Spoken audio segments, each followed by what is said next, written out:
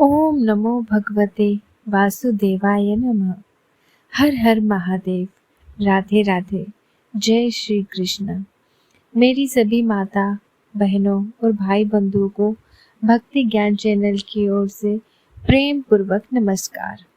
मित्रों, आज हम सुनेंगे भाद्रपद शुक्ल पंचमी को मनाई जाने वाली ऋषि पंचमी व्रत कथा।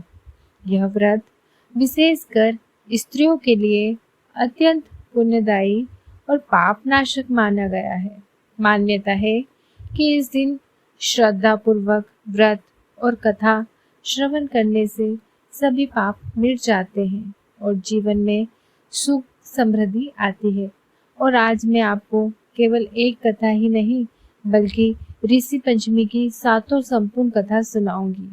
तो कृपया ध्यानपूर्वक पूरी कथा अवश्य सुने, क्योंकि अधूरी कथा सुनने से अधूरे फल प्राप्त होते हैं और ऋषि पंचमी का व्रत भी नहीं लगता, इसलिए इसे पूर्णतः सुने। पहली कथा मुख्य कथा है ब्राह्मण कन्या की। बहुत समय पहले की बात है। एक नगर में एक धर्मपरायण ब्राह्मण दंपति रहते थे। उनकी एक कन्या विवाह योग आयु की हुई। इसका विवाह भी एक योग्य ब्राह्मण परिवार में कर दिया गया। समय बीता और वह कन्या गर्भवती हुई, लेकिन गर्भावस्था के दौरान वह असहनीय कष्ट से पीड़ित हो गई। वह न खाने में सक्षम थी, न ही आराम कर पाती थी। दिन रात उसकी पीड़ा बढ़ती जा रही थी। तब उसके पति को और परिवारजन चिंतित होकर ज्योतिषियों और विद्वान ब्राह्मणों के पास गए। उन्होंने ध्यान लगाकर देखा और कहा, पुत्री ने अपने पिछले जन्म में मासिक धर्म के समय सदाचार का पालन नहीं किया था। उसने उस अवस्था में भी चूल्हा चौका, रसोई का कार्य और देव पूजन किया। इसी पाप का फल इस जन्म में उसे मिल रहा है। परिवारजन व्याकुल होकर बोले, हे मुनिवर, आप इसका कोई उपाय बताइए जिससे हमारी पुत्री के कष्ट दूर हो सके। तब मुनियों ने कहा, ऋषि पंचमी का व्रत, इससे सभी दोषों को हर सकता है। यदि यह कन्या श्रद्धा पूर्वक पंचमी के दिन स्नान, उपवास, पूजा और कथा का श्रवण करेगी तो इसे पिछले जन्म के पाप से मुक्ति मिलेगी और जीवन में सुख समृद्धि आएगी।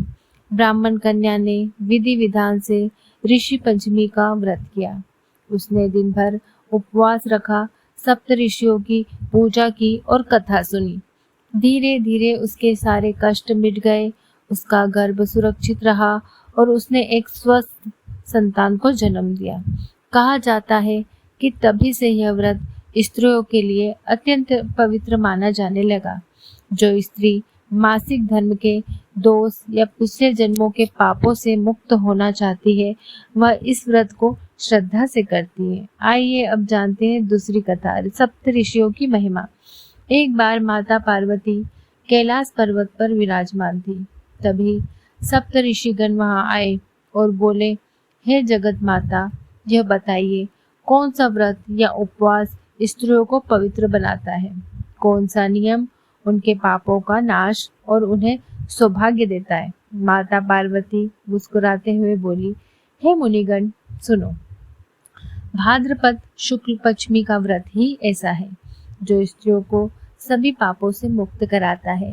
जो स्त्री इस दिन नदी में स्नान करती है, दांत नीम की दातुन से स्वच्छ करती है, व्रत करती है और कथा श्रवण करती है, वह पवित्र हो जाती है। उन्होंने आगे कहा, जिस प्रकार अग्नि में डाला गया तिनका जलकर भस्म हो जाता है, वैसे ही ऋषि पंचमी का व्रत करने से स्त्री पुरुष के सभी पाप जलकर भस्म हो जाते हैं। सप्त ऋषिगण माता के वचन सुनकर बहुत प्रसन्न हुए और उन्होंने बोले, माते, आपने हम पर महान कृपा की है। अब यह व्रत पृथ्वी पर स्त्रियों को पवित्र करने और उनके जीवन को सुखमय बनाने का मार्ग बनेगा। तीसरी कथा, महाराज विदर्भ की कथा। प्राचीन काल में विदर्भ नामक देश में एक प्रतापी राजा रहते थे। उनकी एक कन्या थी जो अत्यंत सुशील और सुंदर थी। लेकिन एक दिन कन्या पर कुष्ठ रोग का प्रकोप हो गया। उसके शरीर में घाव हो गए, वह असहनीय पीड़ा में रहने लगी। राजा और रानी दुख से व्याकुल हो उठे। उन्होंने मुनियों और आचार्यों को बुलाया और उपाय पूछा। मुनियों ने ध्यान लगाया और कहा, राजन, आपकी पुत्री ने अपने पिछले जन्म में मासिक धर्म के समय शुद्धाचार का पालन नहीं किया। वह अशुद्ध होते हुए भी रसोई कार्य करती रही और देव पूजन भी किया। इसी पाप का फल है कि आज वह कुष्ठ रोग से पीड़ित हुई। राजा बोले, गुरुदेव, इसका कोई उपाय बताइए जिससे मेरी पुत्री का कल्याण हो सके। मुनियों ने कहा, हे राजन, यदि यह कन्या श्रद्धा पूर्वक ऋषि पंचमी का व्रत करे, सप्त ऋषियों की पूजा करे और कथा सुने तो इसके सारे दोष मिट जाएंगे। तब कन्या ने विधि पूर्वक व्रत किया। उसने स्नान किया, उपवास रखा और श्रद्धा पूर्वक पूजा अर्चना की। चमत्कार हुआ। धीरे धीरे उसका कुष्ठ रोग समाप्त हो गया। राजा और रानी हर्षित होकर बोले, ऋषि पंचमी व्रत वास्तव में पापों का नाश करने वाला है। चौथी कथा, ब्राह्मण कन्या की मुक्ति। बहुत समय पहले एक ब्राह्मण कन्या थी। उसने मासिक धर्म के दिनों में अज्ञानवश घर के कार्य किए। फलस्वरूप वह जन्म जन्मांतर तक दुखी पाती रही। अंत में जब उसे किसी संत ने ऋषि पंचमी का महत्व बताया तो उसने श्रद्धा पूर्वक यह व्रत किया।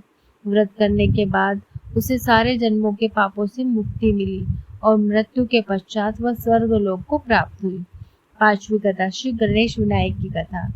एक बार एक स्त्री ने मासिक धर्म के दिनों में अज्ञानवश गणेश चतुर्थी का व्रत किया, लेकिन अशुद्ध रहने के कारण उसके घर में दरिद्रता आ गई। वह बहुत दुखी रहने लगी। बाद में किसी ऋषि ने उपाय बताया, यदि तुम ऋषि पंचमी का व्रत करोगी तो तुम्हारे सभी दोष मिट जाएंगे। उस स्त्री ने श्रद्धा से यह व्रत किया। फलस्वरूप दरिद्रता दूर हो गई और उसके घर में सुख समृद्धि का वास हुआ। श्री गणेश भगवान की जय हो। छठी कथा, माता तुलसी की कथा। एक स्त्री ने मासिक धर्म के दिनों में अज्ञानवश तुलसी का उच्छेदन कर दिया। फलस्वरूप उसके सारे पुण्य नष्ट हो गए। वह दरिद्र और दुखों से घिर गई। एक दिन किसी संत ने उसे ऋषि पंचमी व्रत का महत्व बताया। उसने श्रद्धा से व्रत किया और पुनः पुण्य लाभ पाया। जय तुलसी माता की। सातवीं कथा, लापसी और तस्पी की कथा। बहुत समय पहले दो सहेलियां थी, लापसी और तपसी। दोनों ने साथ मिलकर व्रत करने का संकल्प लिया, लेकिन लापसी ने व्रत का पालन ठीक से नहीं किया। उसने नियम तोड़े और असावधानी बरती। फलस्वरूप अगले जन्म में वह दरिद्र घर में जन्मी और उसे अनेक कष्ट सहने पड़े। दूसरी सहेली तपसी ने पूरी श्रद्धा और नियम पूर्वक व्रत किया। फल स्वरूप उसे जन्म जन्मांतर में सुख, सौभाग्य और समृद्धि प्राप्त हुई। यही कारण है कि स्त्रियां इस व्रत को पूर्ण श्रद्धा और नियम से करती है। मित्रों, इस प्रकार आपने सुनी ऋषि पंचमी की सातों संपूर्ण कथाएं। आशा है कि यह कथा आपके जीवन में सुख, शांति और वैभव लेके आए। जय ऋषि पंचमी की जय हो। जय हो। हर हर महादेव।